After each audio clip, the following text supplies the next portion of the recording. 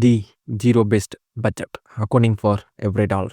Hello and welcome back to Read to Build, wherever you are listening from and whatever time it is for you. Thank you for spending this moment with me. Today, we are talking about a budgeting method that has quietly changed the financial lives of millions of people around the world. This is called zero based budget. The idea sounds strange at first. Your income minus your expenses should equal zero.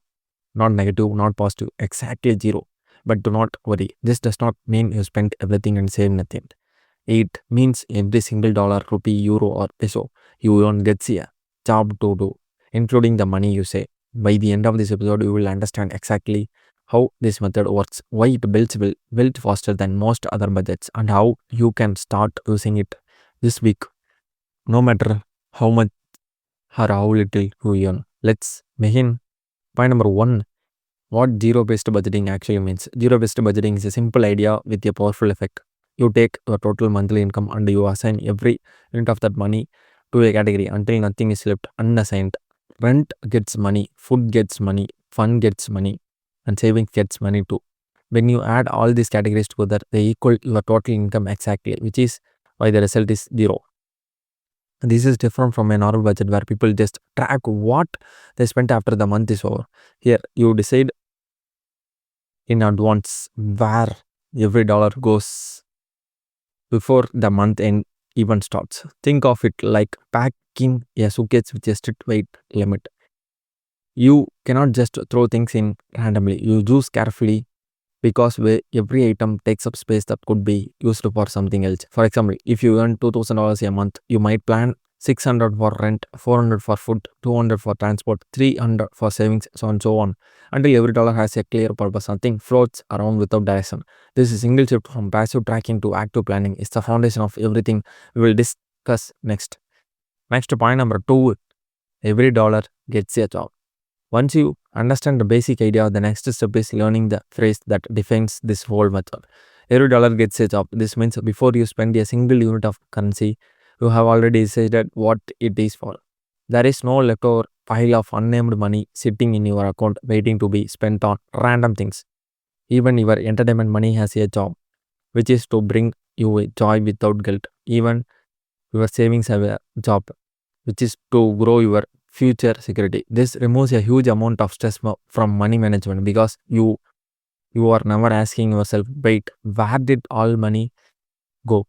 You already know because you told it where to go. For example, imagine a teacher named Maria who used to wonder every month why her salary disappeared from before the next payday arrived. After switching to zero-based budgeting, she gave every dollar a specific job, including a small fine fund just for coffee and small treats. She still enjoyed her coffee, but now it was planned, not a mistake expense. This idea of intentional spending connects directly to why this method builds savings faster, which we will explore in the next point.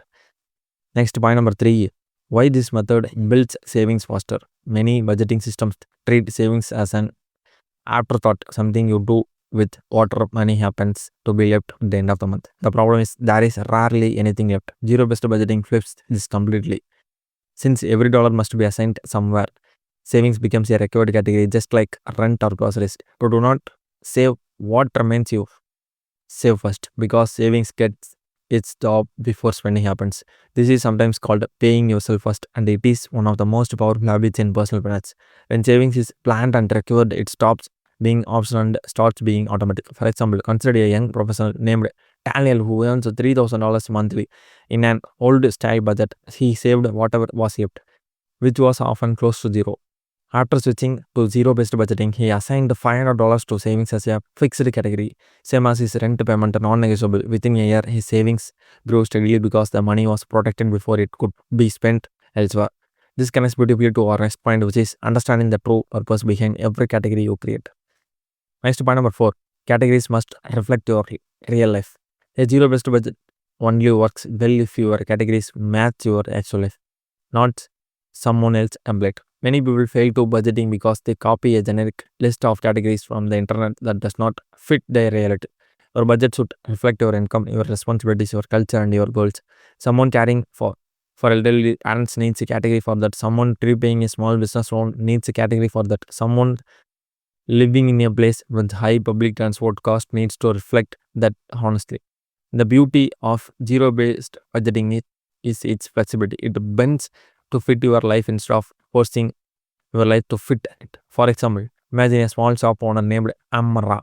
In a busy market town, her expenses include stocks, purchases, shop rent, family support, and local transport costs that a typical online budget template completely ignores. By building her own custom categories inside zero-based framework, she created a budget that actually matches her real financial world instead of fighting against a template that did not understand her life. This personalization is what makes the next point, tracking income accurately, so essential to get right. Next, point number 5, start with accurate income, not guesses. Before you can assign every dollar a job, you need to know exactly how many dollars you actually have.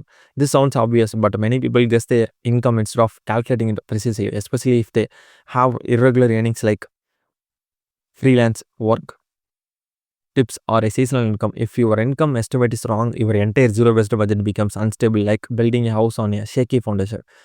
For people with steady salaries, this set step is simple. Use your take-home pay after taxes. For people with variable income, a safer approach is to use your lowest expected earning month as your baseline and treat any extra income above as a bonus to be assigned later. For example, freelance graphic designer named Well Link earns different amounts every month depending on client projects. Instead of guessing an average, she liquidated her lowest earning month from the past year and built her zero-based budgeting around that safer number. In months where she earned more, that extra income become bonus money she could assign savings or debt. This careful approach to income leads naturally into our next point, which is how to correctly order your spending priorities. Next point number 6, prioritize needs before wants without guilt. Once your income is confirmed, the next step is deciding the order in which categories get funded. Zero-based budgeting works best when you find essential needs first. Things like housing, food, utilities, and minimum debt payments. After needs are covered, you move to important goals like savings and debt reduction. Only after that you fund wants like entertainment, dining out, hobbies.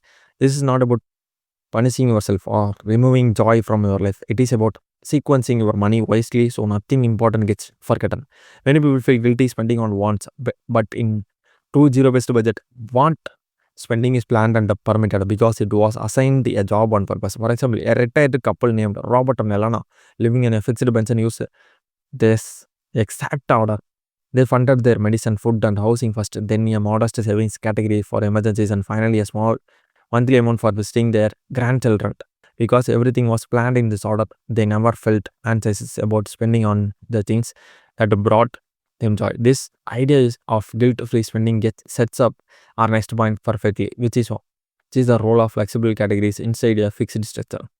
Next point number 7, build in flexible categories for real life surprises. Life rarely follows a perfect one, and good zero-based budget accounts for this reality instead of ignoring it. This is where flexible categories come in, sometimes called miscellaneous or buffer funds. These are small amounts of money set aside specifically for unexpected but normal expenses. A friend's birthday gift, sudden price increase at the market, or a minor home repair. Without this buffer, one small surprise can break your entire budget and make you feel like the system has failed you. With a buffer built in, surprises become manageable instead of stressful. This is different from your emergency fund, which is for larger unexpected events like medical emergencies or job loss. The buffer category handles the small, everyday, unpredictable of life.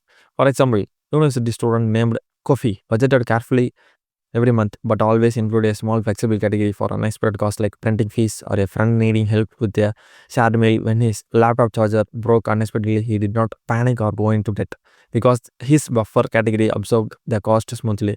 This idea of preparing for the unexpected connects directly to our next point, reviewing and adjusting our budget regularly.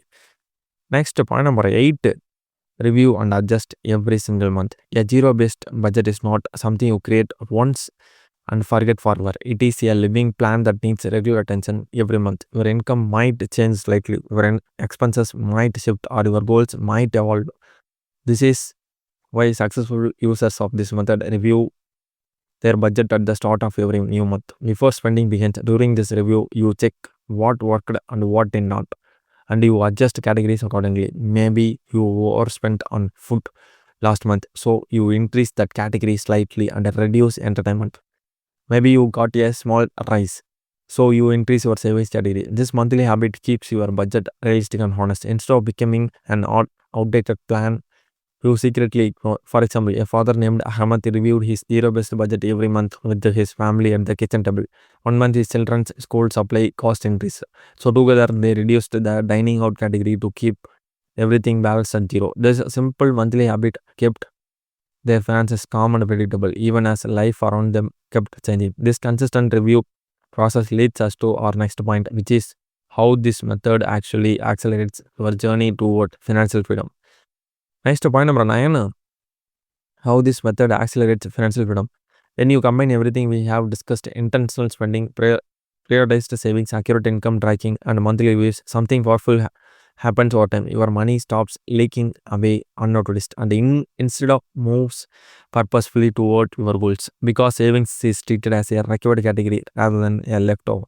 It grows consistently month after month without relying on willpower or motivation. This consistency is what builds real wealth over time, not dramatic one-time actions, but a steady planned progress.